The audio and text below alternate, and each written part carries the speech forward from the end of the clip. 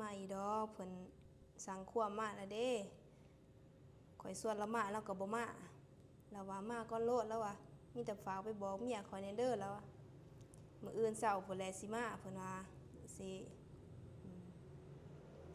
แล้วก็ข่อยก็มาแต่บ้านข่อยก็เลยมาแวะพวกเจ้าเลยข่อยย้านมันค่ำมาบอกพวกเจ้าย้านว่าพวกเจ้าสิคล้องเราค่ะเพิ่นก็พวกเจ้าก็คิดอยากไปอยู่บ่บุญน่ะ ก็อยากไปนั่นแหละ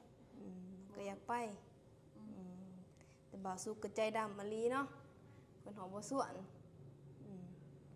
ก็ลักไปเล่นกับ2คนกับเมียเก่าเพิ่นพวกเจ้าก็แอบน้อยใจแน่หั่นแหล้วเนาะพวกเจ้าก็น้อยใจแน่เมียบ่าวสุกเพิ่นก็อยากได้น้อยใจแหละทุกคนเอ้ยเพิ่นก็เก็บอาการหั่นแหละเนาะ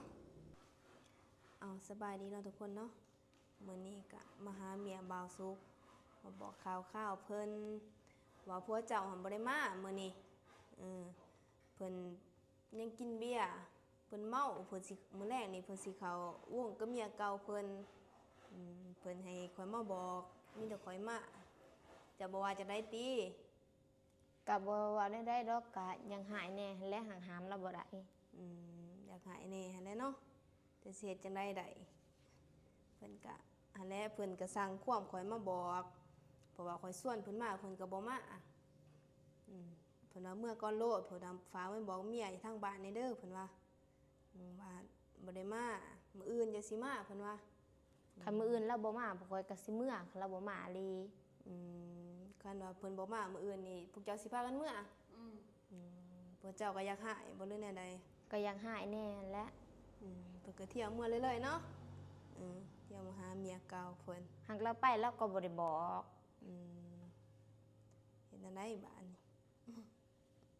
พอสุกมาอันนี้จัดการแล้วโลดข่อยส่วนมาเพิ่นก็บ่มาเด้มีแต่ว่ามื้ออื่นเพิ่นสิมาเพิ่นว่าแต่ว่าเจ้าก็อยากหายก็เฮ็ดหยังบ่ได้เอาตินั่นแหละแต่ว่าเพิ่นบ่มาแต่พวกเจ้าสิพากันเมื่อแม่นนั่นแหละแล้วคือสิมาอีดอกเพราะว่าเพิ่นก็สิเข้าวงกับเมียเก่าเพิ่นมื้อนี้มื้อแรกนี่นะโอ้นั่นแหละเนาะเพิ่นก็บ่ได้มาคือว่าแหละมีแต่ว่ามื้ออื่นเพิ่นสิมาแต่ว่าเพิ่นมามื้ออื่นนี่ถ้าว่าเพิ่นเอาเมียเก่าเพิ่นมานํนี่พวกเจ้าสิเฮ็ดจังได๋ปะและยานบ่ถือกันแม่นป้าอย่างเดียวโลดแม่นหรือว่าสิเฮ็ดแบบคือนางริมแบบเพิ่นเอามาอีกก็เอาบ่เนาะมีแต่ป้าอย่างเดียวเฮ็ดใจได้บ่สิไปปาบ่าวสุกน่ะเอามาอยู่นํกันเพื่อว่าถือกันก็มีได้จักและยานบ่ถือกันก็มีเมียเก่าเนาะมีสิเอามาอยู่นํก็บ่อยากให้เอามาอยู่เพิ่นว่าแต่ว่าบ่าวสุกเอามาเพิ่นก็สิปาเพิ่นว่าจังซั่นเนาะทุกคนเนาะเฮ็ดจังได๋ซั่นน่ะแต่ว่าเพิ่นเอามานี่ก็จำเป็นแหละเจ้า แต่ก็บ่ลองเปิดใจลองอยู่นํกันเบิ่งก่อนบ่พังเบิ่งมึงเทื่อก็อยู่มึงเทื่อก็ปะฟังเบิ่งก่อนเนาะเนาะถ้าว่าเพิ่นเอามานี่แม่นบ่เอาเนาะแม่นป้าเพิ่นโลดแล้วก็นางแพ้เป็นจังได๋ในความคิดเห็นนี่ติแบบคือบ่ปากบ่เว้านะมีแต่ว่าบ่เอาอย่างเดียวหรอบ่ถ้าเซาไซเมื่อก็เมื่อถ้าเซาไซเมื่อแม่นเมื่อขอยก็ถามไปสั่นซื่อๆเผื่อว่าเพิ่นเอามาแต่เพิ่นคือสิบ่เอามาดอกแต่ถ้าว่าเพิ่นเอามานอนเฮือนซื่อๆแบบว่า2คืน1 2คืนนี่ก็ได้บ่ก็ได้สิเป็นหยังคันมาลิ้นซื่อๆนะมาเยี่ยมมายามสมัยยามมายามซื่อๆหันได้เนาะแต่ว่าสิให้เอามาเป็นเมียเองนี่แม่นบ่เอาแม่นแน่นอนทุกคนเมียทั้ง2คนเพิ่นก็บ่เอาได้ถ้าว่าบ่าวสุกเอาเมียเก่ามาอยู่นำนี่เพิ่นบ่อยู่นำเพิ่นว่าคันคือเซาลิมนี่ตำอิดก็บ่ถูกบัดอยู่นำกันไปดนๆก็ถูกคือสลิมนี่แต่มีก็บ่อยากถึกปานใดเนาะแม่นไปอยู่นำกันเป็นดนก็พออยู่นำกันได้พออยู่นำกันได้แต่ผู้นี้แม่นบ่เอาหรอกเนาะแต่ถ้าว่ามาเยี่ยมมายามซื่อๆนี่ได้ เออเออ แบบมานอนดำคืนนี่นะได้ อืมแต่แซมมาอยู่เนี่ยมันอยู่น้ำกันบ่ได้เลย แม่น เออเปิดคือสิบ่เอามาดอกข้อยก็ถามไว้ซื่อๆเผื่อว่าเราเอามาเด้เพิ่นก็สิไปเขาโวกน้ำกันเพิ่นเอามื้อแลงนี่พวกเจ้าก็บ่ได้อยากหายติ ก็ยังหายแน่แน่ค่ะ บ่ เด็กได้อะไรอยากไป เออเพิ่นไปเพิ่นก็บ่ส่วนพวกเจ้าเนาะเพิ่นก็ไปแต่เพิ่นคักขนาดบ่าวสุกเราเฮ็ดนี่ใครดอกพวกเจ้าก็ใจกว้างถ้าเป็นข่อยนี่ข่อยเมื่อแล้วข่อยนี่เพิ่นก็ไปก็บ่บอกเป็นลิ้นบุญแต่แท้ๆยังบ่ส่วนเนาะ ว่าสิเมื่อแล้วบ่มีรถเมื่อ เออแม่นหั่นแหละเราเอารถไป ก็ฉันเมื่อแล้วเนาะเขามีรถนี่เนาะปัวเราไปเล่นผู้เดียว มีรถก็ขับบ่เป็น อันเด้สาวแพะเราก็เป็นอยู่เมื่อก็เมื่อน้ำกันบ่ซองของเราอันแหละคือคอยว่าอันแหละมีแต่ว่ามื้ออื่นพอแหละมื้ออื่นเช้าเพิ่นว่าเพิ่นสิมา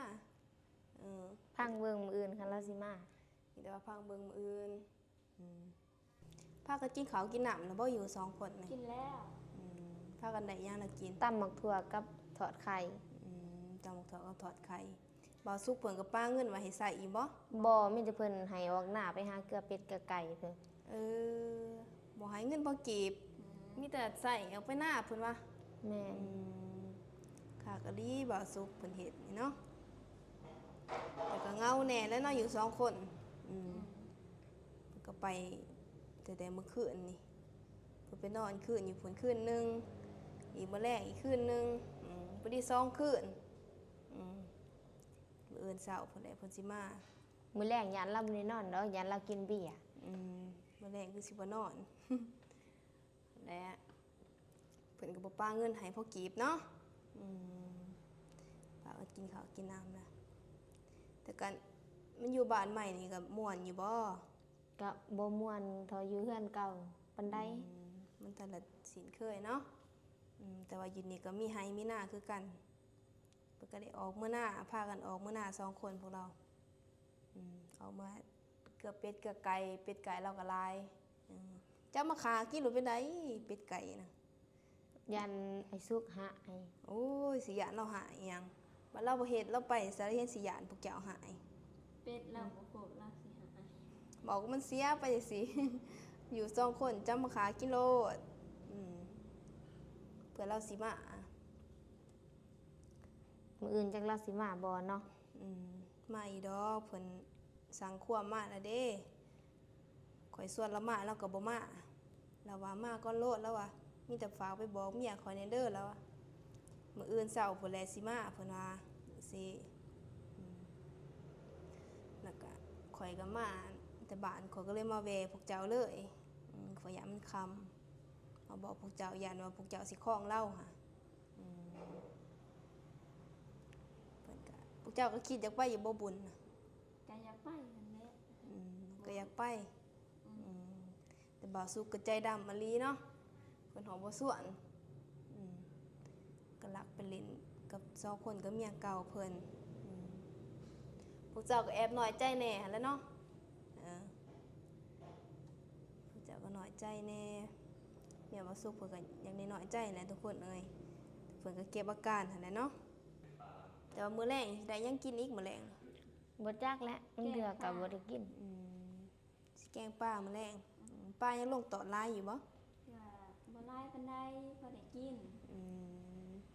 ก็บ่มีแนักกินก็จะมาขาโลดเป็ดผัวเจ้านะ มันขำแล้วบ่หานออก